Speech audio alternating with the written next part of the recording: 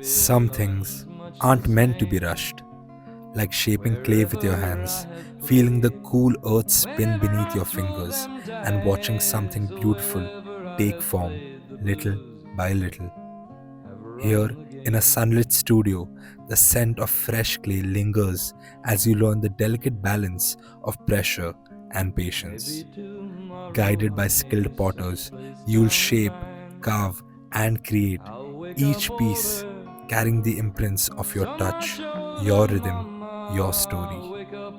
By the end of the workshop, your hands will be dusted with clay, your mind a little lighter, and your heart full with the quiet satisfaction of making something real.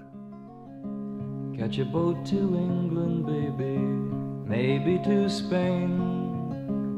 Wherever I have gone, wherever I've been and gone, wherever I have gone, the blues are all the same.